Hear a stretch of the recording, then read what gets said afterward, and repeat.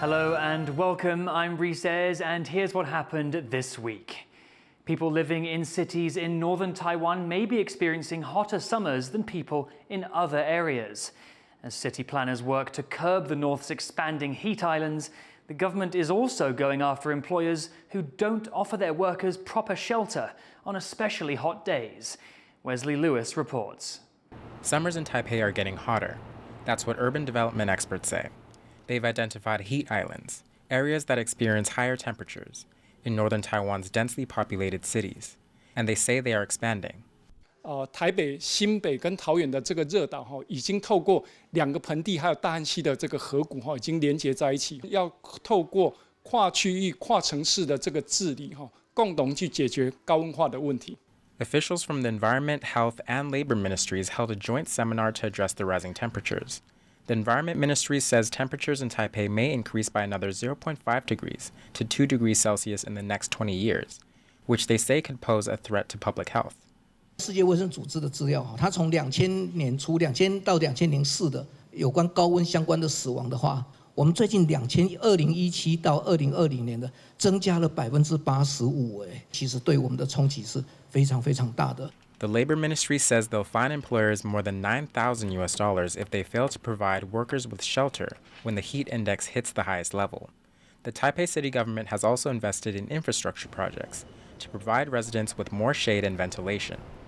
基地里面的水率的降温，还有我们基地里面建筑物的节能减碳，整体的都市的绿色基盘。 As human activity exacerbates the effects of climate change, Taiwan's government says it's pushing for more green energy. But think tank Ember says over 80% of Taiwan's energy still comes from fossil fuels, despite the country's 2050 net zero emission goal. For now, as summer temperatures in and around Taipei continue to rise, residents are advised to stay hydrated and avoid prolonged exposure to the sun on hot days. Klein Wong and Wesley Lewis for TaiwanPlus. One of Taiwan's most decorated chefs has suddenly announced he's closing his flagship restaurant. Instead, he's going to focus on fostering the next generation of fine dining professionals. Leslie Liao has more. And today, I announce my retirement from the front line of restaurants. A sudden end. Taiwanese Michelin-starred chef Chang announces that he's hanging up his knives and taking a different approach to food and beverage.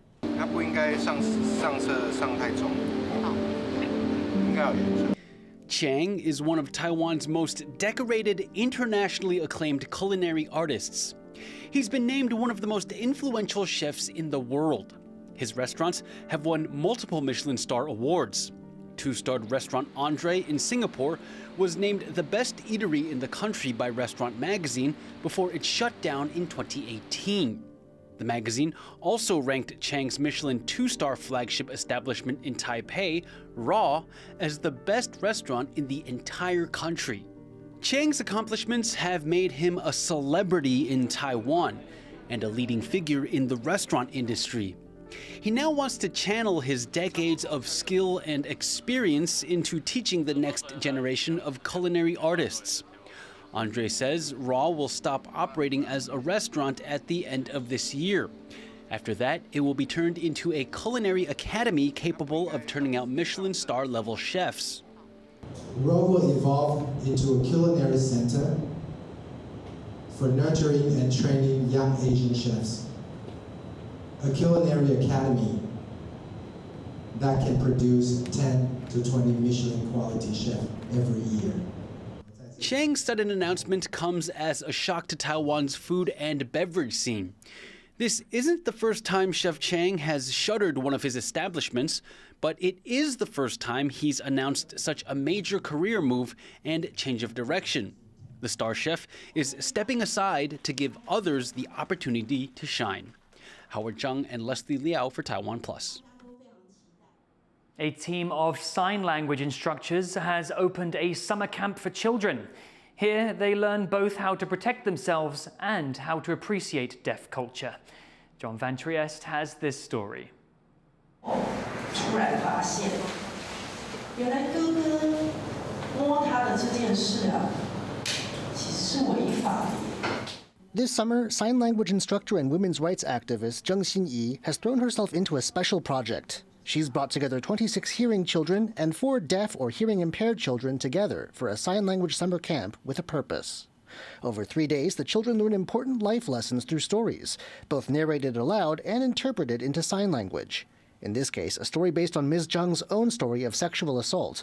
The lesson is how children can protect themselves. 要保护自己，提防坏人，可以去找警察，还有老师。人做你不喜欢的事情，要勇敢大声说不，然后不要去害怕说会有人责备你之类的，然后相信他会受到法律的制裁。The camp's founder says lessons like this are especially important for students who are either deaf or have limited hearing. 所以如果他们可以都知道这样的事情的话，我觉得是有帮助的。再加上聋孩子他们接受资讯的是薄弱的，所以我其实希望更多的聋人来参加。But this is just one of the lessons this camp hopes to teach its young participants. One of the most important things teachers hope kids will walk away with is an appreciation of sign language and deaf culture in general. Joseph Wu and John Van Trieste for TaiwanPlus. An arts centre for students with disabilities in Taichung is offering both new skills and new friends to people who participate. Chris Gorin tells us more. Here at this art center in central Taiwan, students with disabilities are learning to express themselves through art. The center offers classes in areas like gardening and painting, creating opportunities for social and creative interactions. 障碍者不是只有这些工作而已，他们有其他的选择。这些孩子是他们喜欢画画，喜欢艺术方面的，喜欢陶艺。那我们是不是有机会像一般的一样？我喜欢写什么东西的时候，我可以进到那个地方去写。那我们这个平台就是让他们能够适应下来，然后慢慢来，慢慢来这样子。Parents say the social element of the classes is as beneficial as the art itself. 最的改变它是群聚的生活，对不对？让他有群聚的生活，那这边老师也蛮会照顾的，然后再来呢，他在跟同学学习之中，能够学到更多的东西。The center not only teaches students how to create art, but also how to sell it, giving members of the public a chance to buy the pieces and support the students. 参与市集等于是他们卖了一些他们自己的东西嘛，他们可以赚一点小钱这样子。有成就感。这个市集对他们来讲是非常有成就感。那我们看的，我们家长也都非常欣慰嘛。Centers like this one give students with disabilities the chance to overcome their creative challenges. But in the process, they can also make friends and maybe even a little cash. Joseph Wu and Chris Gorin for TaiwanPlus. Taiwanese theatre troupes are stealing the limelight in Malaysia. They're taking part in the Georgetown Festival, where the port city's colonial past blends with modern-day innovations from around the world. Irene Lin takes a look. A dramatic puppet show on stage. And behind the curtain is an underground theater group from Taiwan, the Flying Group Theater. They're part of an ensemble of Taiwanese performance groups taking the stage in Georgetown, Malaysia, for its 15th annual International Art Festival. Flying Group says they put on a different show wherever they go, interacting with the city spaces through their puppets. 为什么我们需要去到新的城市？因为有点想借由这种小戏，然后近距离去我们会说扰动吧，就让大家对于表演艺术这件事情有其他的感受。There are also more extravagant performances from Taiwan. Guoguang Opera Company performed for a nearly full house. They've gradually built up a name for themselves among local audiences. They say it takes some work to keep people coming to their shows. 现在的观众普遍会觉得京剧的故事，它里面所扮演的这些古代的内容，会跟当代的观众好像有距离。所以呢，国光其实一方面我们在传承的时候，让演员身上的这些功法都能够承接；另外一方面，我们非常重视用现代剧场的美学，然后辅助我们每一次的不同的主题。It's the 6th time Taiwan has taken part in the event, where artists from 17 other countries gather to celebrate creative freedom that stretches beyond space and time. 乔治是在入离之后也就是意味着这个城市它不能够在硬体上做更多的改变，因为我们要保护这个古迹嘛。这建筑物不能走，但是创意可以走，然后可能性可以再往前 extend The festival even has a special bond with Taiwan. For the past 6 years, artists from Taiwan have participated in a special program called Isle to Isle, launched to celebrate the friendship between the islands of Penang and Taiwan. The Peking operas and puppets seem to have found their place here, serving as a snapshot of the diverse faces of Taiwan's theater. 这两个案子当时把它摆在一起，觉得是一个有趣的对照。你可以看到台湾在剧场上面很大型的制作，非常高水准华丽的场面，你也可以看到非常街头的，很能够呼应乔治市艺术节的这一个剧场形式。The Georgetown Festival will go on for 10 days. Most displays are dedicated to local performers, with international artists from Taiwan, Indonesia, Italy, and more sharing the stage. Andy Xue and Irene Lin for TaiwanPlus.